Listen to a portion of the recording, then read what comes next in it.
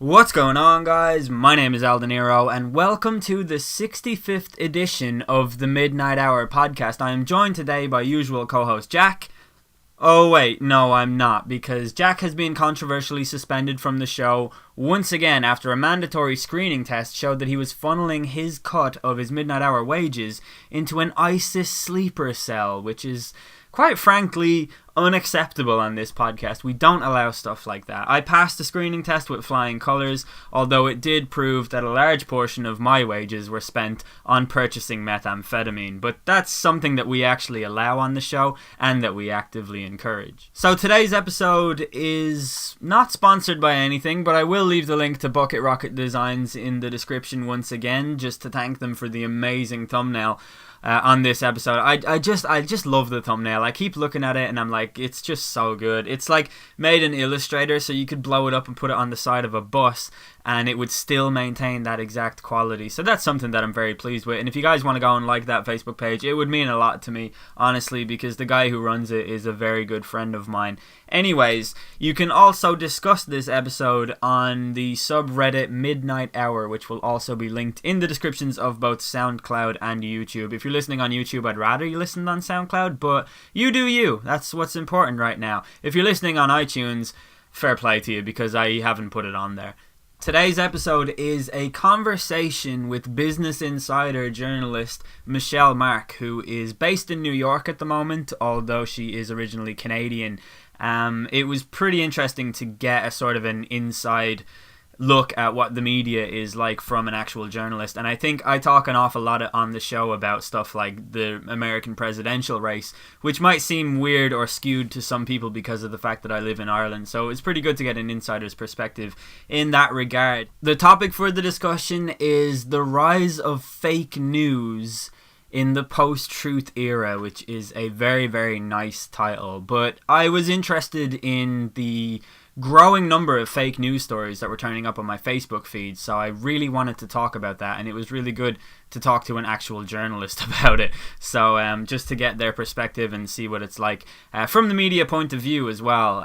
The conversation naturally bridges into how the media is actually reported in general nowadays, aside from all of the fake news stories on Facebook. But I think it was a really, really interesting conversation, and I think you guys are really going to enjoy it. So if you want to leave a like on the video, leave a repost on SoundCloud, all of that stuff, I would really appreciate it. We're going to start the episode off with YG's FDT, which it will not take you long to find out what that stands for. Just the intro to it, because YG has been on a tour called the Fuck Donald Trump Tour, and that's just a message I can get behind. That's a theme that I fully support. So anyway, I really hope you guys enjoyed the discussion. Thanks so much for listening, and hey, 2 weeks out of 2, that's not bad. Fuck Donald Trump. Fuck Donald Trump. Yeah, nigga, fuck Donald Trump. Yeah, fuck Donald Trump. Yeah, fuck Donald Trump. Yeah, fuck Donald Trump. Yeah, nigga, fuck Donald Trump. Yeah, fuck Donald Trump. Yeah. No power in the verse can stop me. Because when you first brought up to me, like, the idea about, like, talking about fake news, and I think you, like, had wanted to bring it up in, like, a fake news on Facebook kind of context, and, like, yeah. I was confused when you first brought it up, like, just about, like, what got you interested in that in the first place, because it hadn't really been my experience on Facebook until, like, quite, like, within, like, maybe, like, the last year or so that, like, I'd never really seen a lot of, like, fake news on Facebook, and I think that might have been, like, my fault, like, the way that I was using Facebook. But, like, when did you start realizing that it was a problem, and, like, what got you, like, interested? The main thing, for me, I care, like, immensely about, like, just, like, seemingly random things. Like, Kanye West, for example, is, like, an artist who I absolutely love, and so yeah. Every time someone mentions him, I care deeply about whether or not they're doing it in a positive light. Because I just, like, when I really like a thing, I have to just really, like, express how much I like it and how important it is to me. Yeah. So I saw this story that was like, Kanye West says that Tupac was overrated and that he's way better than him and stuff. And I was like, I'm pretty in touch with how insane he is. So I know full well that this is definitely a lie. And, like, I looked at the comments and it was all people going, oh, would this guy ever just fuck off and stuff. So I clicked on the website that it was on, and I can't remember the name of the site or who it was, but it was just so clear. Like it wasn't written like how Kanye talks, and I've heard him praise Tupac on numerous occasions. So I knew it was fake. And then I clicked the homepage on the actual website, and the main story was Justin Bieber joins the Ku Klux Klan, and I just thought to myself, like, so many people, like there was like 700 fucking comments on it. And like, I don't know, thousands of shares. And I was like, you've all seen this lie and chosen to believe it because of the hatred you have for the subject of it. You've just been worked into like giving them press and like, you know, clicking on it, giving them money and stuff like that, and using it to fuel your agenda, which is so minuscule in this case because it just involves Kanye West, but that's important to me, damn it. But that made me think like this is a real thing that people are doing to get away with stuff, and ever since then I've noticed it that it's been politicized way more than like what should be. Like there are so many stories that like pro-Trump and pro-Hillary that come out and that have been debunked like time and time again. Like ones about like Donald Trump saying that Donald Trump in like 1988 or something saying that he would run as a Republican candidate because Republicans are idiots, and he would just have to say a bunch of nonsensical rhetoric and they'd vote for him and stuff. And like that's completely fake. And like it also really interests me to know that someone wrote that and was like, this is gonna get people. And I don't know what their agenda was or why they did it. Like it's kind of baffling to me, but it's so commonplace now and so many people buy into it, and that kind of frightens me a bit because of how people are consuming media, you know? Yeah, no, like, it is really interesting, and, like, I hadn't really had that experience, like, too much on, like, I think maybe it was just because of, like, the way that I was using the website, like, or maybe my friends were all just, like, very careful about, like, the articles that they shared, and, like, nobody ever shared anything that was, like, too extreme, or maybe I just had a set of really boring friends up until recently, but, like, I don't know, I think it is, like, partly because this is just like a really like batshit insane time right now with like the American election, and like Facebook and like Twitter too. Like these companies just really do not know how to deal with these literal armies of trolls that are like making this content. Like it literally is like a content machine that like spits out all of these fake stories, and like not even stories sometimes. Sometimes it's just like really like hastily put together memes, and like I'm not quite sure how much money they make off this. Like, and I don't even think their motivation is money. I think it's just to like kind of like reaffirm like pre-existing biases, and like I don't know. Like it's really unbelievable to me that like Facebook has not cracked down on this. And like even just when was it, like today or yesterday, when the top story on their like trending module was like a literal fake story about bombs being planted in the Twin Towers on 9/11. Oh my god. Like this is literally, and like they, cause like I don't know how close you were paying attention to like the Facebook fiasco, but like they recently fired all of their human content creators and like decided to replace them with an algorithm that's supposed to sort out like the top trending stories. And like I don't really pay a whole lot of attention to the top trending stories on Facebook, like even when they were using human content curators. Like I just thought like anything that tended to get to the top of that module was already a day or two old by the time that like it reached that point on Facebook. Yeah. And so like I never really paid that much attention to it, but like like when I was looking just a few days ago, like on like I'm not kidding, like on the top story was like this fake news article about like Megyn Kelly supposedly being fired from Fox News for being like a closet liberal or something like that. And it was like fake as shit. And like that was up there for like hours. Yeah, their top story on Friday morning in the top trends on Facebook, which by the way, I don't even know where that is on Facebook. I haven't a fucking clue where to look. I didn't even know things trended on Facebook. But it's pretty recent. Like that only popped up in like the last like year or so. But it's like in like the top right hand corner. Like see, and like I pay like almost zero attention to it, but for some reason, like a few days ago I was looking, and then like that's when I saw the Megyn Kelly story, and I was like, what the fuck is going on? On Friday morning, the top trend on Facebook was that North Korea had banned sarcasm, which like is a perfectly believable thing based on what we know about North Korea. But like I saw this and thought to myself straight away, like, I guarantee that that's fake.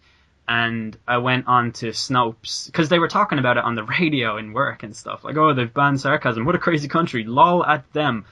And I went on Snopes straight away, and it's a fake story that actually originated in a website called the National Report, which is the main perpetrator of fake news on the internet. It is. I was going to bring them up too. Yeah, so I did a search on the Facebook users' age demographics, and the 35 to 54 age range actually has the highest number of users, with 31% of their users. That's 56 million people. And I sort of feel like, and this is completely ageist in every way possible, and I would resent if someone said this about my age range. But I feel like maybe those people are just less in touch with the internet and more inclined to believe something like that. And also, I think that the older you get and the more set in your ways you become, I don't know, I feel like this sort of propaganda machine that people are pumping out fake news stories from, they've found out what people are afraid of, and therefore they've found out what people are likely to believe. So, like, if you appeal to Trump supporters and say something like this rapist just walked free into the United States because they don't do background checks, and he just, like, raped and killed a bunch of people, I feel like a lot of people would share that without having to do any fact checks. They just, oh, look, typical, this, suits my agenda and stuff. No, I totally agree, and I think it's like, I mean, it's obviously very like not politically correct to like pinpoint like an entire age group, but like when I think about like the people like in my life that are of that age, like that really matches up. Like I remember like my mom, like who like she shares like a whole bunch of bullshit on Facebook, like. She's not as bad as it used to be, and like usually it's like kind of like cute like human interest stories that she shares, but like she is really susceptible to that type of fake news. Like Canada is going through like kind of a national debate on like what to do about like Syrian refugees, because like obviously our prime minister has been like very pro like let's bring like a lot of them in, and like we like set a quota on like how many we were going to bring in, and like for some reason like my mom started spouting off like all this garbage about how like if we like let in too many Syrian refugees, they're going to take over the country and impose Sharia law. Of course, yeah, absolutely. And I was like, mother, like, you, like, I mean, like, she votes liberal. Like, she's, like, a liberal person, like, but I think just, like, maybe, like, due to her age or, like, just to, like, the fears that have been, like, drilled into her over, like, the years since, like, 9/11, she's just, like, gotten scared of that. And like I don't know, like I still like she's somewhat still like pro like refugee. She's like, yeah, like obviously like we should let them in, but like we shouldn't let too many in because they will take over the country. Like it could happen. And I was like,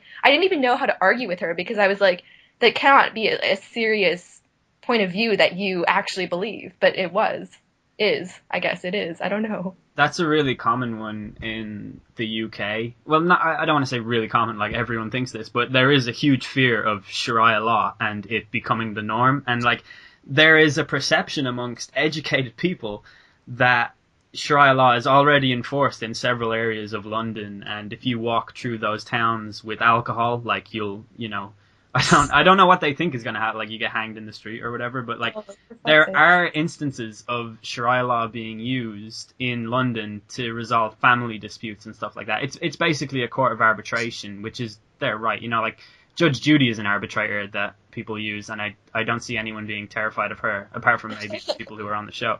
But that whole thing is a real, like I remember I was talking to this guy who, I think he's like 37 years old, a really like well-educated guy, and he was like, well, Islam is just not compatible with our Western model of democracy, and there's already places in London that are just, Sharia law is in full force. Like my brother recently walked down the street with a bottle of wine, and, he got stopped and told he wasn't allowed to drink it and stuff, and there's road checkpoints and stuff, and I was like, this is, like, you are talking utter nonsense here. Like, this is not a true thing that you're talking, like, at all. Literally. Yeah, it's so strange to me. And, like, I will say that when I was a teenager, I absolutely shared those fears, too.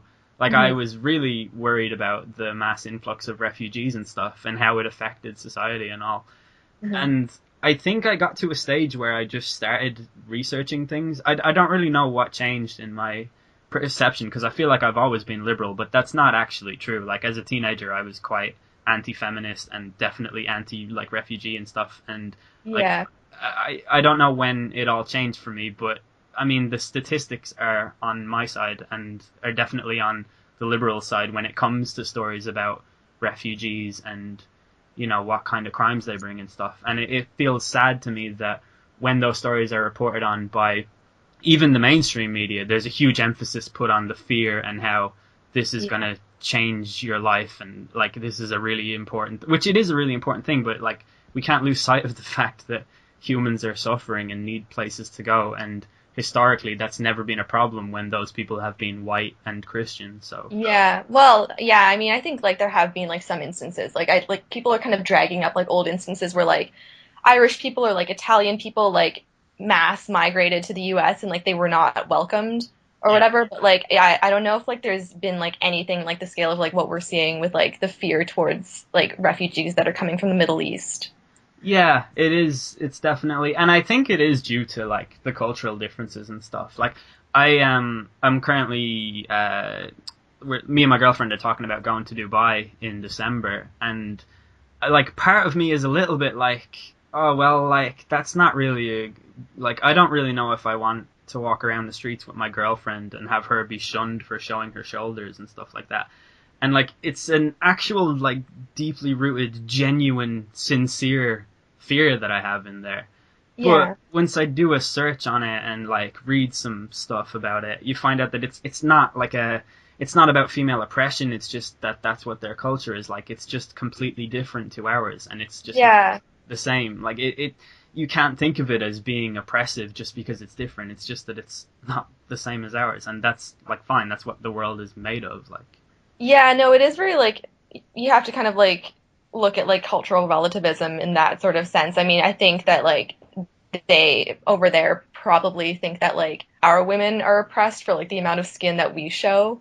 yeah, And so I don't know. Yeah, like it's hard to say like, you know, our culture is right in the way we treat women. Like we're clearly not right. Like we clearly have a long way to go before women are actually like, you know, treated like equals in a lot of senses. But yeah, I don't know. Like it's just such a like complicated topic and like the way information is communicated about like these cultures and these places and these issues, like it's just not reaching people or people aren't like accepting it. Like I can't really decide like if it's the media's fault for like not reporting correctly or not reporting enough or if it's like the public's fault for not consuming media responsibly. yeah. I come to this point myself and wonder like what, because like whenever I talk about issues like this, I think that some of the people listening who feel alienated by my point of view think that I'm being holier than thou, when in fact it's I'm kind of being like more afraid than thou, like or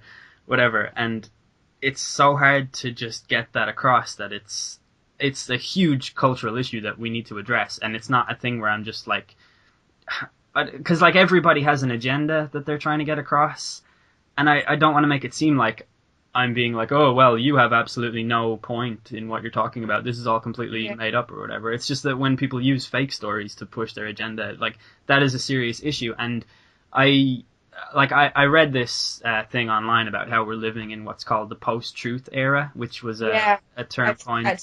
Yeah, it's like it's defined on the internet as well, post-truth politics is a political culture in which debate is framed largely by appeals to emotion, disconnected from the details of policy, and by the repeated assertion of talking points, to which factual rebuttals are ignored. Which is a thing that I don't know how familiar you are with the whole Brexit movement, but you definitely read about it. Yeah, I'm probably as familiar as like any person in like any average person in North America would be. Like I've like tried to read as much as possible about it. Yeah. But you're way more in tune with that. Well, it's a thing where their whole argument, like the main crux of the Leave campaign's argument, was that we will have £350 million a week. Oh God, yeah. And like this figure has been debunked like so many times. But it doesn't matter. Like they people still reference it. Like yeah. I don't understand. And it's the same way with Donald Trump talking about like, oh, we'll build a wall. Like we're going to build a wall. We're going to keep out all the criminals. As like crime has gone down, like all of the illegal immigration, all of the crime caused by illegal immigrants, all of that stuff has gone down statistically. And that's not saying, oh, well, it's going down, it'll solve itself, ignore it. But treating it like it's an issue that needs to be addressed immediately is an appeal to emotion. And it's not a thing that's gonna enhance the country in like any significant way. It like the whole idea that this will make America great again. I don't understand what it means to be a person that thinks that that's correct. Like, when was it great last? Like, what are you using here as your ballpark? Well, whom was it great for? Like, who, like, I think, I don't know. Like, you can, like, debate all day whether or not, like, people are trying to get back to a place where, like, white supremacists, like, ruled the country and, like, minorities were, like, kept in their place or whatever. Like, I think, I don't know. Like, even, like, just, like, the concept of the wall itself, like, has been debunked so many times. There's just, like, no literal way that you can build like a physical wall of like the proportions that he has been describing, like in the amount of time that he's been describing, like, and have Mexico pay for it, first of all. Like, there's just like, there's like no possible way that it could happen. And yet, like, how many people are like voting for Donald Trump at this point? And like, they all seem to believe that it's like a thing that's going to happen. Yeah, it's kind of terrifying. One of the things. It is horrifying. And like, you can't explain it to people. Like, people just don't, like, they don't want to hear it. It's very much like, well, I believe that this is the truth, and so, like, therefore, like, it is. It's like I try and think of instances where I am that blind, and I'm sure that they definitely exist. Like, I'm sure that a lot of my followers or whatever, like, are going to leave comments and say, like, oh, El De Niro, you think that women are way more oppressed than they actually are and stuff. But these are issues where, when I feel really strongly about it, like, I will do the research, and I'm not saying that my research is perfect, because it's definitely not. And, like, one of the great things about this podcast is that when people have an issue with what I say, they tend to do it in a very, like, respectful way, and like, oh, look, you didn't look at this properly, or whatever. And I just can't find something where I'm so blindly, like, in belief of something so drastic, like, something that would bring forward, like, such a great change. Like, I don't know, and I wonder, like, obviously, if I lived the exact same life that person has lived, this would be a serious issue to me. Yeah. And I kind of think that, I guess, given that the majority of Trump supporters are uneducated white men, like, maybe the issue there is that, they need to be educated, or people need to be educated better, which has been a huge liberal, like, cry for a long time, that more people need to be educated.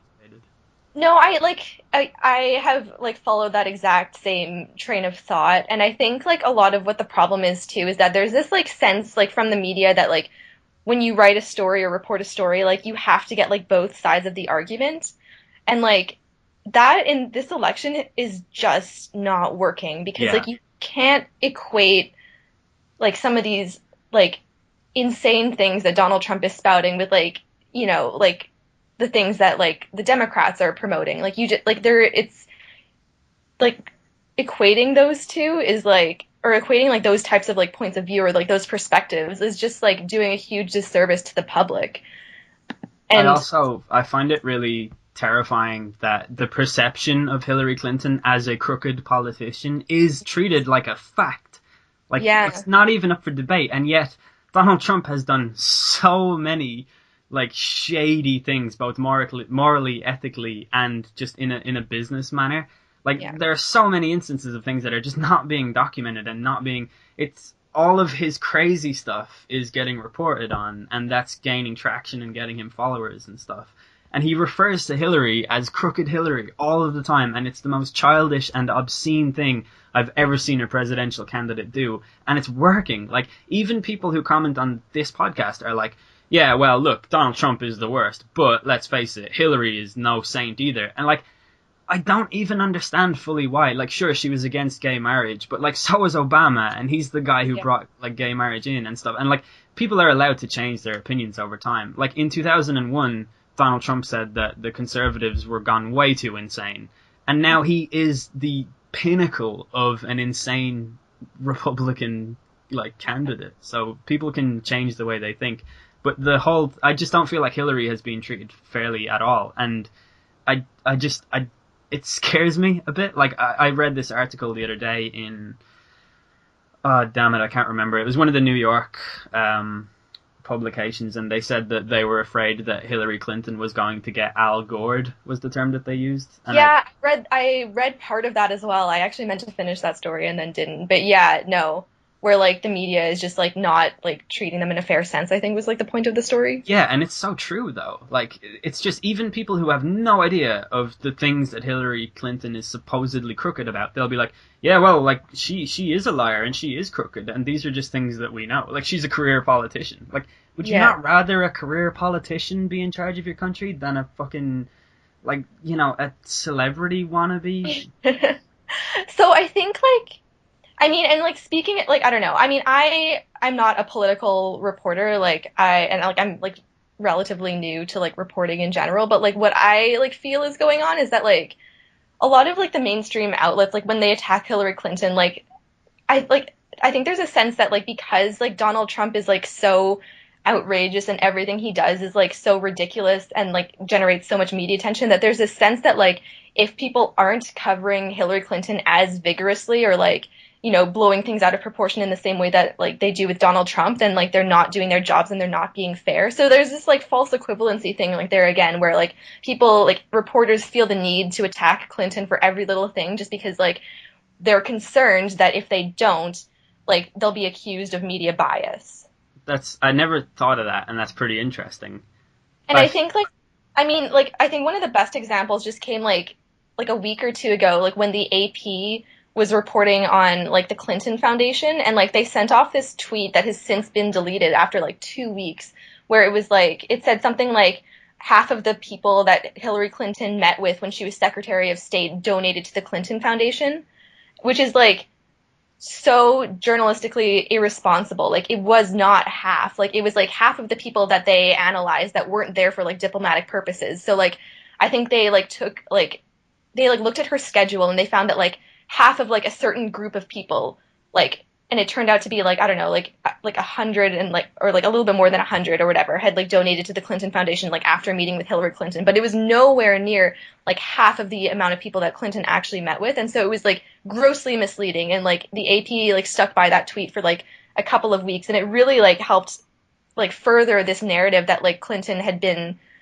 very shady with her practices with the Clinton Foundation like while she was Secretary of State. And it's just like I think it was like a pretty clear example of like the media really trying to prove to like their readers that they were being fair in this election when like they really weren't being fair. Like they weren't fair to Clinton at all.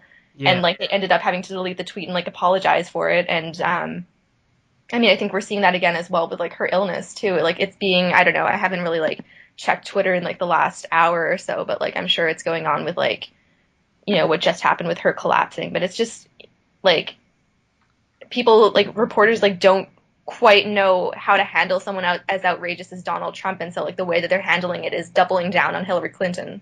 Yeah, I find that to be kind of crazy, like if that is what's happening, because it's so harmful, like in the long run. It is so harmful. It's just not a thing that, like, I haven't seen it reported in many places that the Clinton Foundation has like like an independent watchdog scored it as a charity and how well it like scores overall or whatever. I don't understand fully what their criteria was, but it's got a higher score than the Red Cross Foundation. Right. Like, which is... I read that too, and I think that like the watchdog group that like scored that might in some way be affiliated with like the Clinton Foundation or with like Hillary or Bill Clinton or something like that. Like oh, I really? can't. Yeah, I mean, like I don't know. Don't take my word 100% for that. I'm not sure where I read that, but yeah, it's an important thing. And that's what I mean. Like, it's really hard to trust like what you're reading. Like when I read something like that, like I don't know whether to say like, oh, okay, then like my concerns about Clinton are alleviated, or if I should say like, oh, like you can't trust that like mainstream media source because it's the mainstream media. Yeah, but like I haven't seen it reported anywhere about like shady stuff that Donald Trump has done. Like I read earlier in that one article, it's the only place I've seen it, that Trump apparently made some payments to the district attorney in relation to the Pam Bondi stuff. No, it was like investigators to his education thing. Like the Trump University stuff? The Trump University, yeah. Like he made some payments so that they would sort of, be quiet. And that seems like, I think if Hillary did that, I feel like she would be like, eviscerated. Yeah, like destroyed. Yeah, I mean, I think like Yeah, I've seen like a lot of reporting on this in like the last few days, like sketchy like Trump University stuff, like sketchy like Trump like philanthropy stuff, sketchy like Pam Bondi, whatever it was. And I mean, it's stuff that would like in normal circumstances like eat up like news cycle after news cycle, but like just because like he bounces from controversy to controversy, like from like insane statement to insane statement, like nothing sticks to him. Yeah. It's, like you can't like make anything stick because it's just like a whirlwind of like insane things that happen that like the media has to like jump to, like instead of like honing in on like one thing. And I think like with Clinton, like people spend more time on her gaffes, people spend more time on the Clinton Foundation controversy, and they spend more time on like her recent statement about like the basket of deplorables, because like she doesn't have as many insane things that she does on the trail, and so people really like double down on like whatever they can like put on her. And with Donald Trump, it's just like it's almost kind of like fatigue. Like people are like fatigued about like reading about all this crazy shit that he's done, and like it's at a point where like I even find it difficult myself to like care when new controversies like come out about like his like about Trump University. It's kind of like, well, yeah, I mean, he is like a sketchy businessman. Like I do expect that kind of stuff from him, and so it fails to provoke the kind of outrage that like it used to when I was first like reading about these things. That's interesting. Like, just an idea that sort of all of the liberal or like the Democrat voters have just become so numb to the like it is, yeah, river of insane things about Trump that are, because like he has commented every possible way on every possible thing, so no one knows what he actually fucking thinks about anything. Oh, it's true. Yeah. And I mean, I think like there are different things that you can point out that really did stick to Trump, like his controversy with like the Khan family, and like that really stuck to him for a long time. And then even like something I still see brought up like when like news outlets are like listing like the various like controversies that like Trump has perpetuated, like when he mocked the disabled reporter from the New York Times, like Yeah. certain things like stick to him more than others, and I've been trying to kind of sort out in my mind like what does stick and what doesn't stick. And like it seems to kind of be like whenever there's like a specific like face that you could put on like someone that like Trump has like hurt or like shamed or like made fun of or whatever, like that seems to kind of like resonate with people a little bit more than like when he has like ripped off like a whole bunch of like potential Trump University students. I think that's the nature of his demeanor as a candidate, in that he's not a presidential candidate, and this is just a celebrity on the craziest PR stunt of all time. Yeah. Like it's like, even like I don't care as much about stuff that he said about like global warming being a Chinese conspiracy and stuff. More that like I don't care about that more than I care about just insane things that he said, or like the fact that he's changed his opinion in like the same conversation over and over and stuff. He just it's like he's constantly like wriggling in and trying to find the correct thing to say, but in actual fact he's just like I saw a great tweet a while ago that was like, in a few years Trump is going to deny that he ever even ran for presidency, and like that's I could just see him like on fucking like, I don't know, Jay Leno or something, even though I don't think he has a show anymore. But I could imagine like when you ran for president, and him going, I never did that. No, I never ran for president at all. I don't know what you're talking about. Like that's, I could see that happening. It's so true. Like it's true. I totally see that happening. No, did you see like there was like, I don't know, like another controversy like a week or two back when he was like kind of like changing like his entire stance on immigration, and like he had his surrogates like on all of the morning talk shows being like, no, Mr. Trump didn't like change his stance on immigration. He just changed the wording that he's using to describe his immigration stance. Yeah. And it's just like what kind of like bullshit truth are you trying to play with? Like you literally cannot make up this shit. That, like I know why he did that, and it was a political power play, because now that he's made it so far off of being an insane crazy man on TV, he has to like wind it down a bit because it's getting serious now, and if the GOP is going to stand any chance of like being in the White House, like come the time that it comes, he has to attract more voters, and that's why he's being so like, oh look, this many black people are unemployed, like that's not fair. And like when he says stuff like that, it's like it's true, And he's even fucked up the statistics on that. Like, what he's saying is completely disingenuous and, like, so sketchy and debatable, and he's doing that to appeal to the very people that he absolutely does not care about at all. And, like... I don't even know if he's, like, I don't think he's doing it to appeal to, like, the people he doesn't care about. I think he's doing it to appeal to, like, people who, like white people who might have been on the fence about, like, Donald Trump and, like, have been concerned about some of his, like,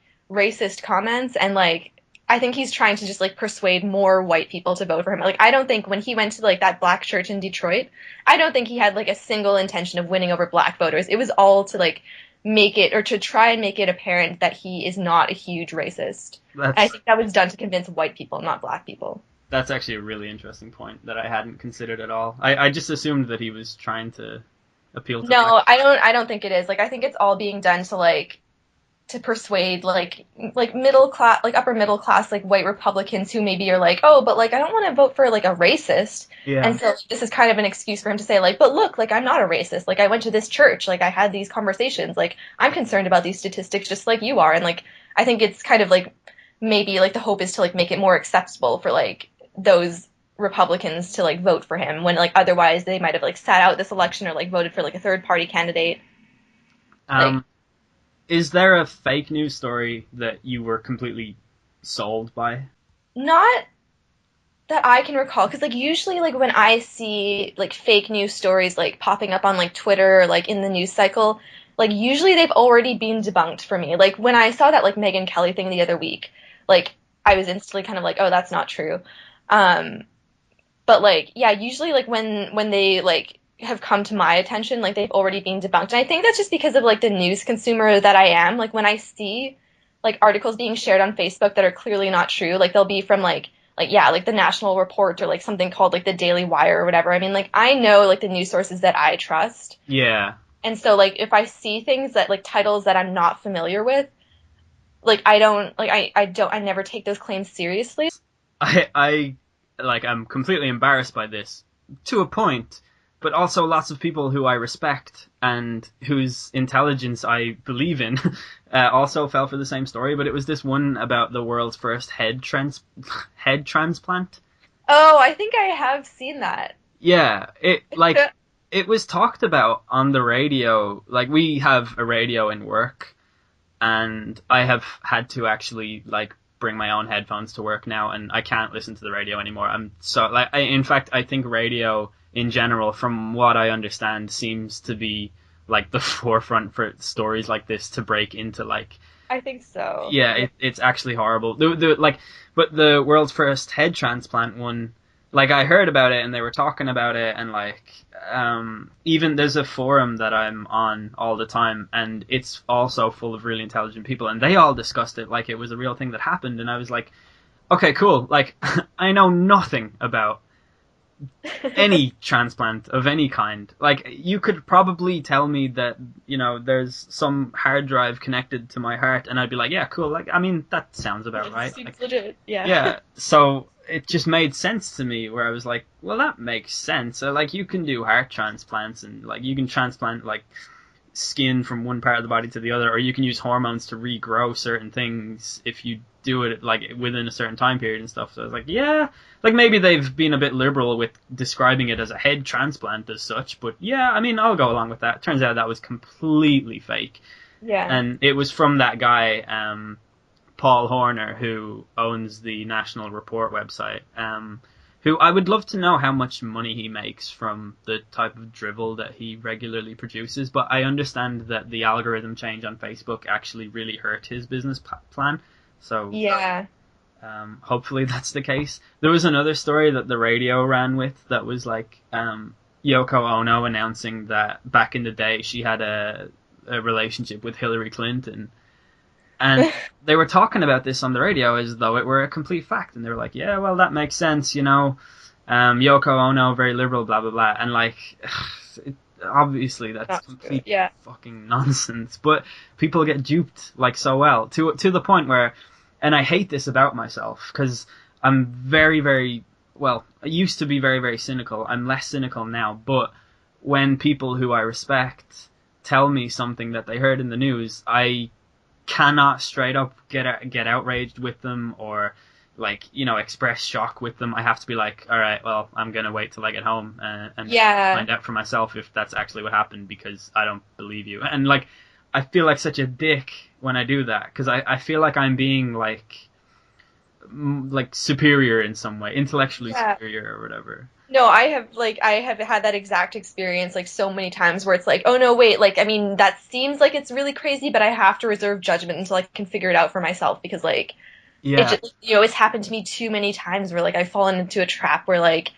I've like been like like just pulled into something that like is not at all based in fact, but like, just due to my own ignorance or due to like, my own like pre-existing biases, like I have somehow like ended up believing something that isn't true. And so, yeah, no, I do that exact same thing as well. Like with people that I respect, like with like, friends that are like very informed on things. And it does suck. Like it's weird because like when I hear things now, like I just like I can't ever actually like believe it the first time around. Yeah, and there's so many ways that this can be avoided with, like, you know that guy Milo Yiannopoulos? Oh yeah. So, like, he is the absolute worst, and this is the first time I've ever even spoke about him in any capacity.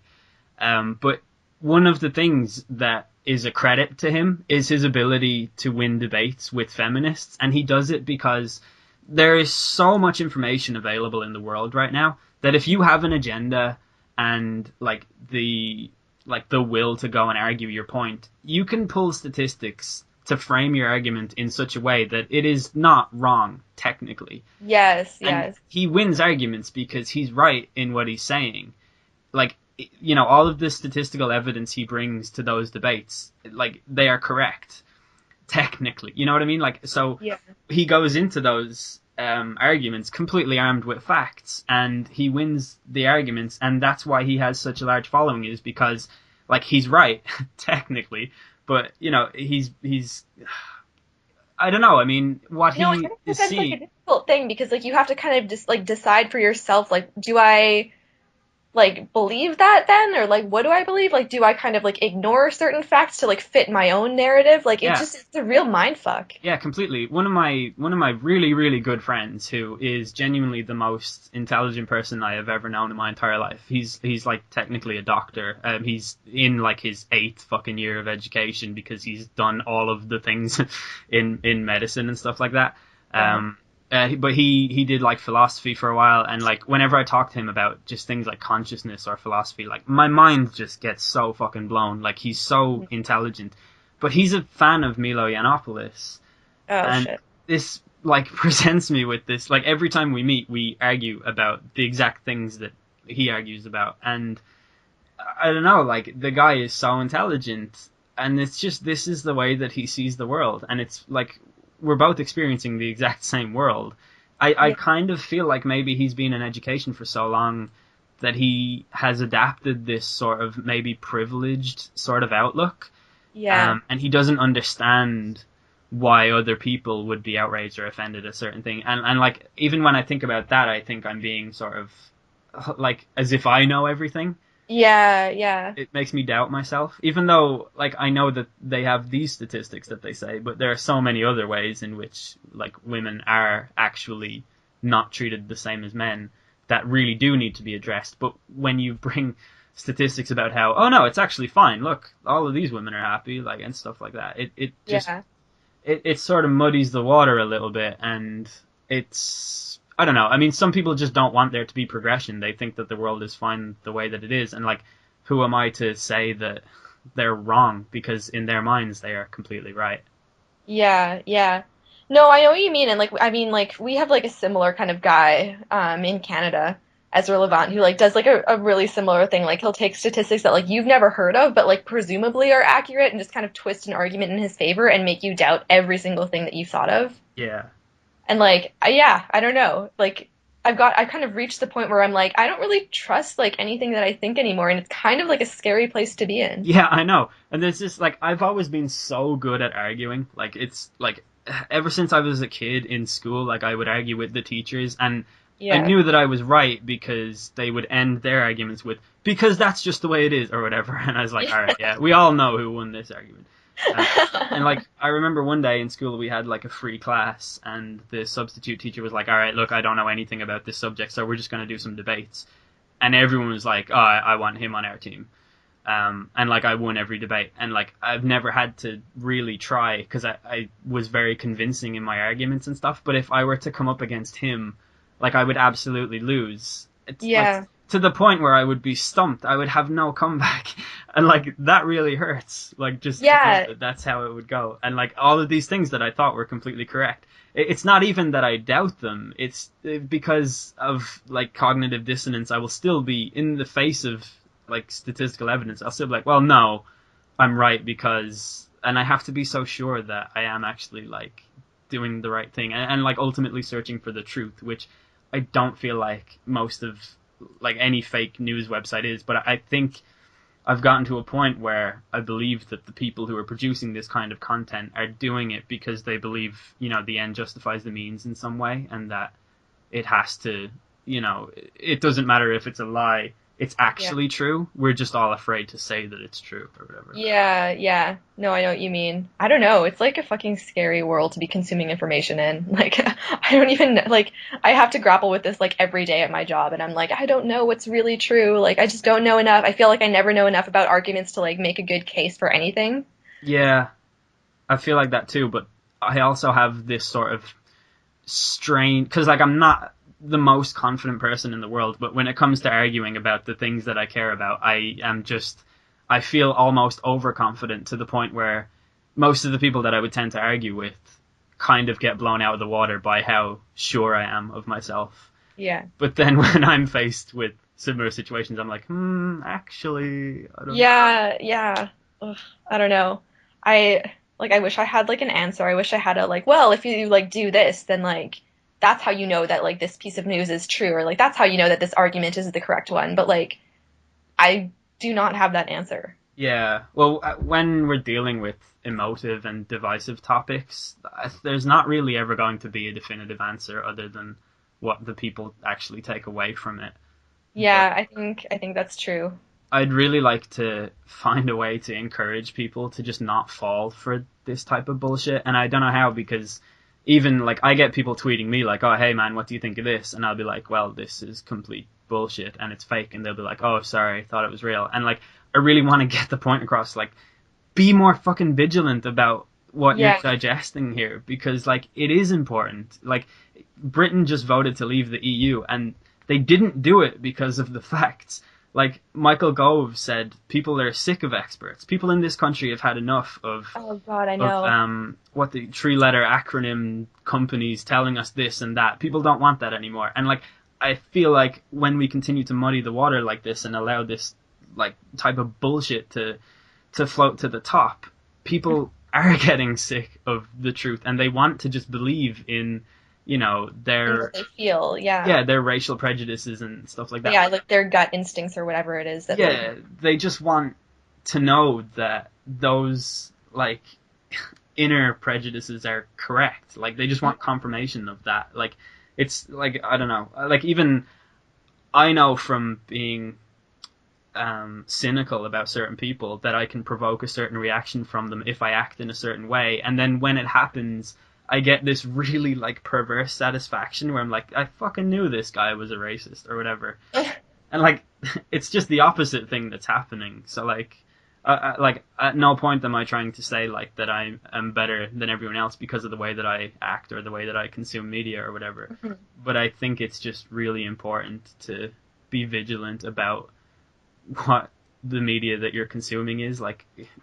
I think so, but I mean, I think it's also so hard. I mean, like I have a colleague at Business Insider, like the politics editor, who just released a couple weeks ago, like this like amazing report about conservative media and the way that they've undermined like liberal media over the last like decade or so. And he brought forth so many good points about, you know, like you can tell people like, yeah, be vigilant about like the media that you consume. And like, I mean, whenever like I speak to like, you know, my mom or something like that, and I say things like, don't like believe these websites, like when you like look at like the websites that you're like reading from, like make sure it's something like legitimate, like the New York Times or like the Globe and Mail or like, you know, like a legitimate media source. But like trust in those institutions has been so severely undermined in like the last decade. Like you always hear like conservatives criticizing like the mainstream media for their liberal biases. And like when you talk to people like who are, I guess, like fervent Trump supporters, like in a lot of cases, like you'll try and explain to them like, oh, like, you know, like this thing that you're saying is like it's been debunked, like it's wrong, like the New York Times has done this report on it or whatever, and like they'll come back at you and say like, oh, but like that's the mainstream media, like they've got a liberal bias. So like people like don't even trust like legitimate institutions that have been like doing their jobs for like centuries, like, and like have been normally been like so well trusted in the past. Like people like have no faith in those institutions anymore, and it's because they've been so severely undercut. Yeah, and I think that people are so tribal, like that if you give anyone like an inch in favor of their tribalistic tendency or whatever, like they will just gobble that up straight away. Like there's one of my friends told me yesterday, the sport soccer, you call it soccer over there. When they with like black and white ball, like not football. Yeah, the like a round ball, not a okay, yeah, not a whatever yeah. the egg one is. Gotcha.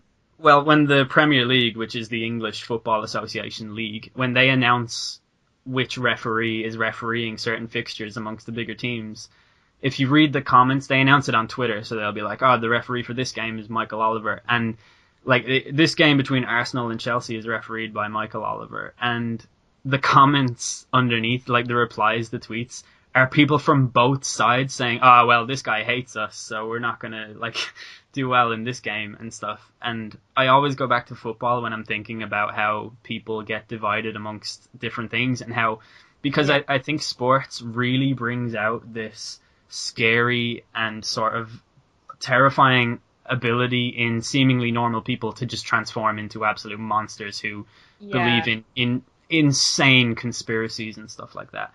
And my friend just told me to do that yesterday and look at the comments, and I did, and I was like, oh Jesus, we're actually doomed as a society. Like this is the way people react over such a simple thing. And I think politics has, I don't know if this is because I used to be like, I feel like I've only been an adult for like a few months now, even though I'm 25. I don't really know how adults have always reacted to politics, but I feel like in this era, we react to it way more so as though it were a sport than ever before. Like, I just don't think we care about policies or experts, as Michael Gove said, or things like that anymore. We care about other things like what supermarket this person shops at, or, you know, like rather than, I don't know, I feel like politics has become more mainstream in a sort of a terrifying way since the advent of the internet. And like a lot of subjects that I talk about on this podcast, I don't feel like it's gotten worse with time. I just feel like it's been amplified by the existence of the internet and the information available to us. Yeah, I think you're right. And like, I mean, I don't know, like I can't really speak to that either because like I really don't recall like what media consumption was like in previous elections or like a couple of decades ago. Like, I don't know. Like, I don't think that it was like as polarized as it is, and I think that there was probably a lot more trust in like mainstream outlets than there is now. Yeah, I think so. Like, it's really interesting that in the UK they have the BBC, which is a unbiased whatever. They're completely they're not supposed to have any agenda on anything, and yet people from both sides of the coin both think that the BBC is consistently discriminating against them. Yeah. And, like, I don't know, you see things like that, and I think as well conspiracy theorists have just really, really been on the rise in the last 15 years or so. Yeah, now that like they have the internet to like promote their shit. And like I feel like the people who are so convinced that the media is biased, I feel like the extreme version of that is Alex Jones listening, you know, crazy reptilian fearing man who lives in a bunker somewhere. Like, I'm afraid that like when people get terrified of the media being biased or whatever, if you just pull away at that thread a little bit more, like you turn that person into a paranoid mess of a human. Yeah, it's true. And I mean, like, there's a problem because like there there is media bias. Like, obviously, like, there's, like, a good reason that people criticize, like, the New York Times and, like, you know, institutions like that have been around for a really long time. Like, it's true. Like, they do, like, tend to, like, squeeze stories into, like, you know, like, their own narratives or whatever. But, like, I mean, like, when you, like, don't trust them, like, so much as so, like, you find your information from, like, other sources, or, like, when you try and, like, just, like, use, like, bullshit news outlets to, like, support your own fears or whatever. Like, I think that's where, like, the problem comes in. And, like, I don't know, like, how to bring any sort of trust back. Yeah. I always worry, like, whenever I think of America, I'm always like, oh, like, yeah, they have that whole institutionalized racism thing. They really need to fix that, but it's kind of too far gone now. Oh, and they have that gun problem. Like, that's really bad. That needs to be fixed. That's kind of too far gone as well. Their political system, that's just a two-party thing, and that's too far gone as well. And, like, and I get to this point, oh, shit, like, the world is fucked. There's just nothing that we can do about it. Yeah, no, that's basically the conclusion I've come to, too. We're like in a death spiral, and like I don't quite see a way out of it. And like it scares me too, because sometimes I think like, oh, you know, even if like Donald Trump like loses this election or whatever, like he's not going to disappear. Yeah. Like what he's woken up in like this country is not, like, it's not reversible. Like it's not going to go away. It's not as though like Hillary Clinton's going to win and we're all going to go back to like some period in the 90s where like we all like trust the media and everything's great. Like we're like this, you can't put this back into the box, you know? Yeah, that is a terrifying conclusion that I've come to as well. I really try not to think about that a lot, but I mean, it's like a true thing that we're going to have to deal with. I know, that's like one of the main things that I like just generally do is like I love, like, whenever I consume any piece of pop culture or whatever, I have to like I have to go on the internet, see what everyone says about it. I have to dissect it until I've fully interpreted it as an art form and stuff. And over the last few years, I've started doing that with society because I'm a pretentious dickhead, probably. But I came up with this like theory that is not something that I'm sure I believe yet, but I mentioned it on a previous episode that we did, which was about, like, specifically about fear-mongering and how the media is being a little bit irresponsible. And it's just that, like, if you look at, say, the culture in the 80s and stuff, like, a lot of movies about, like, you know, government control, a lot of dystopian stuff came out, like, and it's because the culture, the way that it was, everyone was afraid of Russia, so every movie sort of reflects that in some way. Yeah. And I feel like nowadays, all of the culture is about horrible dystopian apocalyptic futures. Yeah. And I feel like that is really reflecting this general consensus and this like unspoken belief that the world is doomed. Like, it's too far gone. Like, global warming will wipe us out if North Korea and Iran doesn't, or whatever. But like, I think people just have this really innate, convinced belief that we are on our way out and nothing really matters apart from now. So yeah, why not? Let's give Donald Trump a run or whatever. Like, yeah, or like, it's kind of scary. Like, I hadn't really like put those thoughts into words, but like, I think that's definitely what I've been feeling, at least. Yeah, that's sort of, I don't know. I'm sure I am wrong because people are better than that, right? Like, aren't they? Please? I thought so, but like I don't think that anymore. Like, yeah, I thought so, and then Brexit happened, and then I was like, we are actually fucked. Like, yeah, like that was a huge wake up call for me. I mean, like even like over here, where like I don't think like a lot of people really paid attention to it until like it was actually like upon us. Like I was just like completely shocked. Like I thought in no possible way would that ever happen, but like it did. And like there's all these things happening now that I never imagined would happen, and yet they are. yeah. And like I don't know. I mean, like as much as like I thought, like, you know, like, oh, people are we should have faith in people. Like everyone's like good at heart and like not racist or whatever. Yeah. But like, yeah, no, like I don't know, like I don't think people are that good. No, I don't think so. I think like everyone is racist in some way. Like we all have these inner biases that, you know, we are afraid of or that we don't really fully understand, but we know. But to not kind of like be consistently like confronting those fears and like to not like really address them like within yourself. Like I think like that's like the real racism, and like people Yeah. have just like tried to make it like acceptable to like flaunt those fears and like those biases. Yeah, that's what I was going to say, is that like just being a good person is overcoming those things and understanding that they're not the actual, like we don't all live in a fucking jungle that's, you know, like we don't have to go and fight for meals or whatever like anymore. Yeah. I do this thing whenever I get into a taxi and the taxi driver says something that's borderline racist, where I act like I am also a racist and I start slowly pulling at the thread to see. And like what I do is like I'm just like, yeah, I know, it's a joke. And like the Polish people coming over, oh, don't get me started. And now they want to let in these refugees. And like it starts out with a guy saying something like, there's too many Polish people, and by the end of the journey he's like Sieg-heiling out the window. Like I've started doing that for my own entertainment, because when I get drunk I have a tendency to like argue with people, and I'm only ever in a taxi when I'm drunk, and like I just don't really like, I'm kind of at a point in my life where I'm really sick of arguing with people and I'm really sick of being angry at stuff, so I'm trying to just like be positive all the time. So when someone says something like that to me, my first reaction isn't, oh, this guy's a fucking idiot. My first reaction is like, I wonder how far I can take this. Jesus Christ. Yeah, it's not good. It's not a good way to be, and I wouldn't recommend it, but I just always am looking to avoid like confrontation, and I sort of think that that's a thing that we've lost sight of as well, is just not having to argue everything all the time. Like, it's exhausting. It is exhausting. I know, and I go out of my way to not get in an argument. Like, if I ever hear, like, people around me, like, disagreeing with me politically, like, I almost will never, ever say anything. Do you think that's because you're Canadian and you just...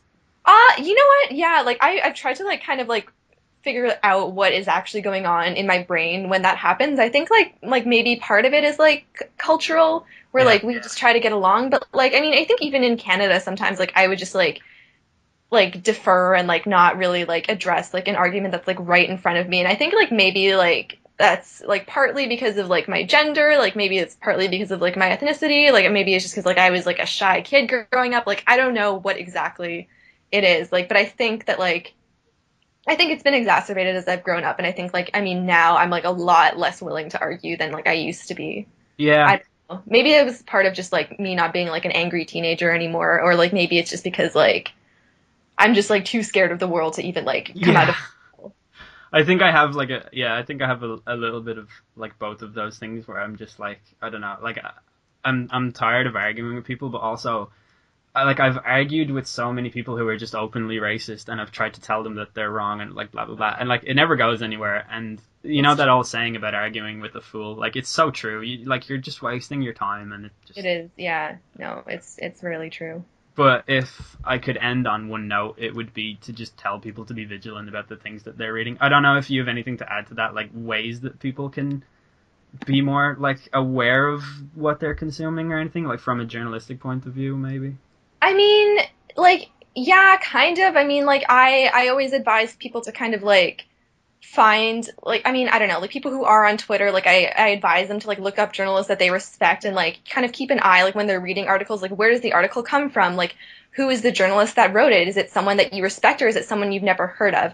I also like would advise to like look at how the article is written and is structured. Like sometimes like I'll find myself like reading some crazy story, and then like I won't really realize until afterwards that like the journalist or like the article like has not quoted a single source, or like they have named a single source, like, and like you really want to look at like where like the sources of information are coming from. Like, is there like some sort of like named source that they can put the information on? Like is this information coming from like the government? Is it coming from like an expert, like an acclaimed expert from like a prestigious university?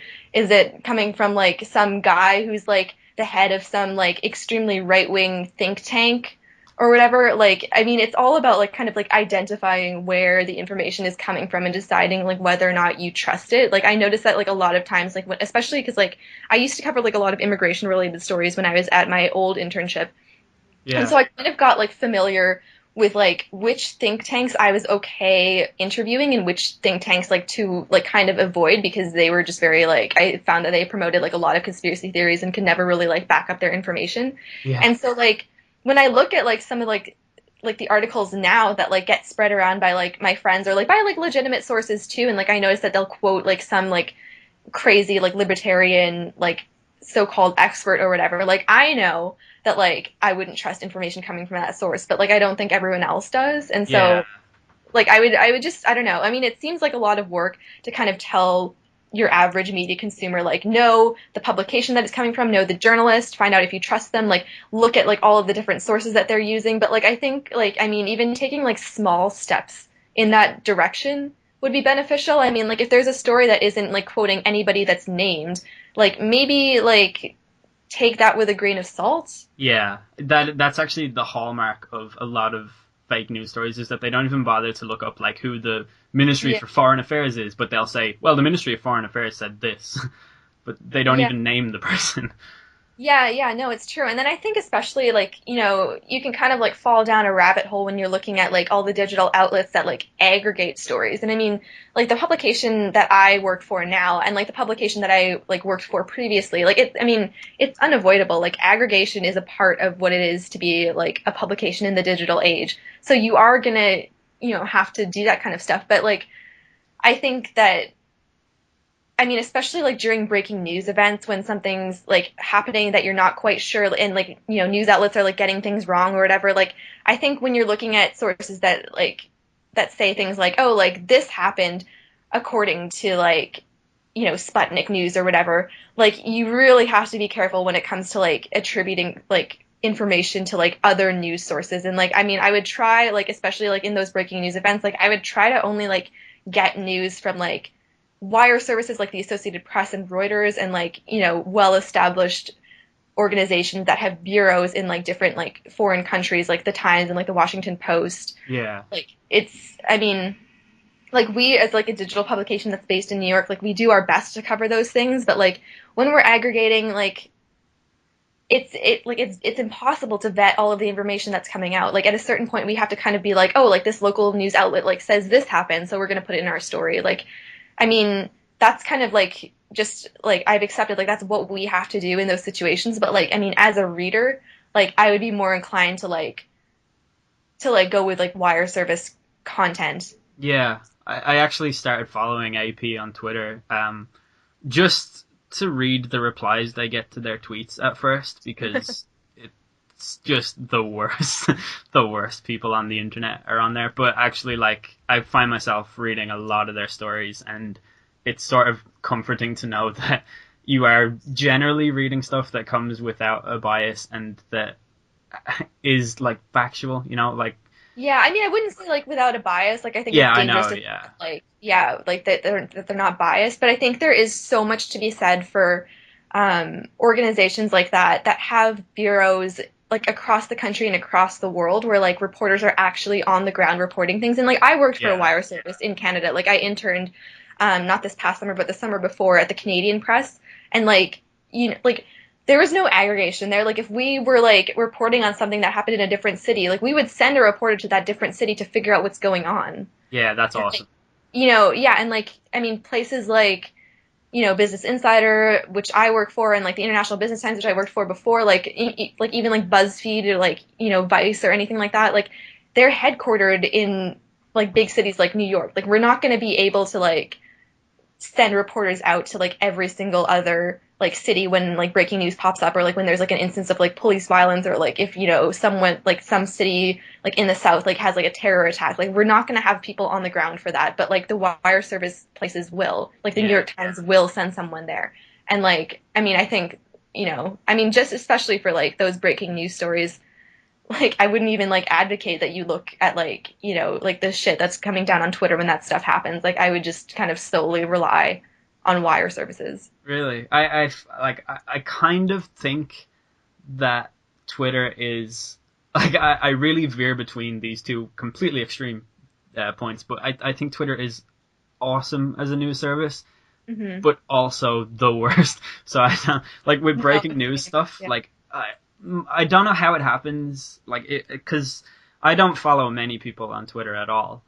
And I don't know if this is because I've been on the internet a long time and I'm sort of good at determining the validity of something just by how it's presented, which is a dangerous game to be playing because you can't always be 100% certain. But I do find that with breaking, like, serious events, I tend to get kept completely up to date by various sources on Twitter, and I don't really know how that's worked out for me, but I have found it to be, in my experience, like a really good source of news. But I think it is, and like I would kind of like support your like very polarized view that like, you know, it's both the best and the worst, because like I mean, like whenever I'm like kind of trying to like figure out what's going on with breaking news, like I mean, I'm on Twitter like every single second, like while something is breaking, and like I'm obsessed with it. I can't turn my eyes away from it.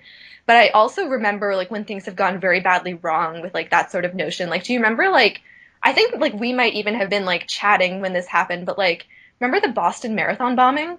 yeah, And like I mean, Twitter was just like I couldn't turn my eyes away from it at the time, and like it also helped like promote like this like completely fake story that like I don't know, like I can't even remember who first found it. And I think it originated on Reddit, but like Anonymous somehow got a hold of like this idea that like the this guy on the certain roof. yeah, or like this certain kid who had like gone missing a couple days before was like one of the suspects, and like they found his name and like it started circulating on Twitter, and like that seemed legit when I was like looking at it, and it only came out like quite a while after like that wasn't the guy. And like even to this day, like that guy's name is smeared. Like his family is like still to this day like distressed that like that's how people remember their son. And Yeah, like, you know, like that sort of like that rumor really like I mean, even if it started on Reddit, like it kind of got wings on Twitter. And so like I'm still like very I'm still really afraid to like fully trust anything I read whenever breaking news like that comes out. And like even when I see like a whole bunch of like photos being posted on Twitter, like I'm always like slightly afraid that like, you know, maybe it's like a hoax, like maybe like somebody photoshopped something and like it's spreading around that way. Like I don't know. Like I still like myself like haven't quite figured out like the best way to like determine whether something is valid, and it seems like the truth only becomes apparent like quite a while after the event has taken yeah, place. yeah, that's true. Like, even this has nothing to do with Twitter as such. Well, kind of does. But the whole, I don't know if you even heard the story about then Prime Minister David Cameron in the UK, that he supposedly um, like had a dead pig perform oral sex on him as part of. I have heard of that. What the fuck went on with that? I didn't like follow too closely. So, like, it's almost certainly completely made up.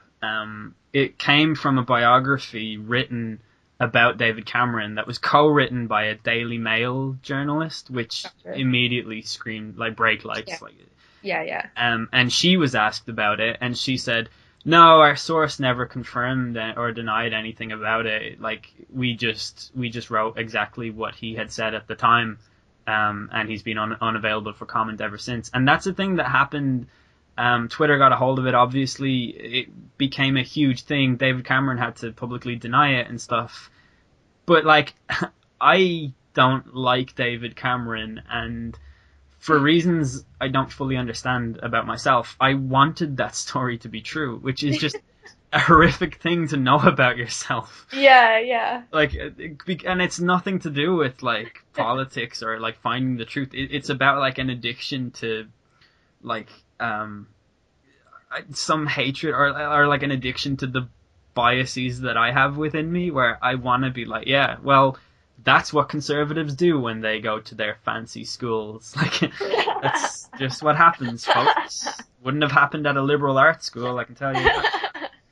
No, I totally understand. I mean, I think like the thing that I draw away from like that anecdote is that like you at least like are making some effort to address that and like overcome that gut instinct that you have. Yeah, yeah.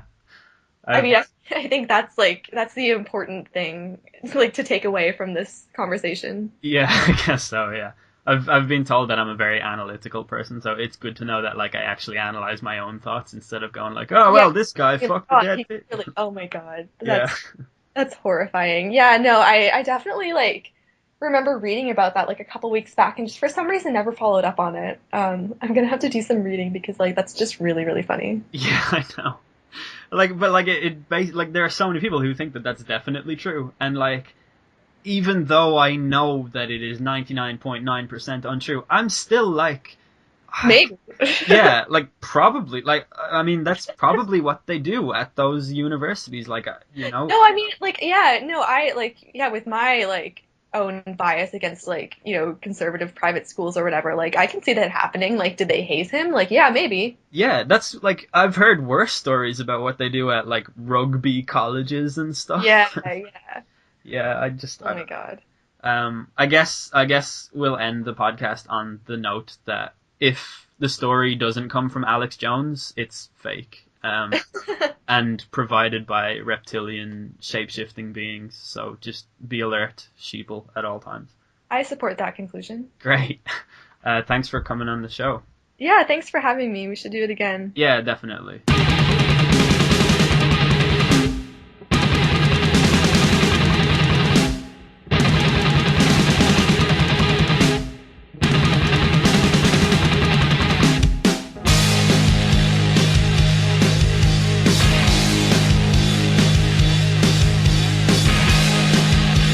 So there you have it, folks. It turns out it was Donald Trump all along.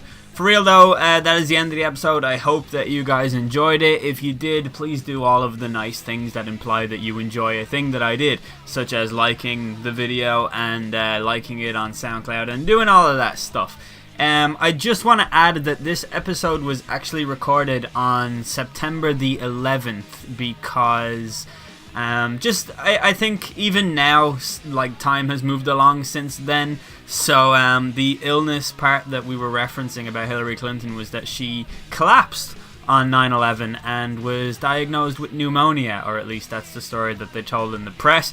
We all know that it's just a consequence of being a shape-shifting reptilian.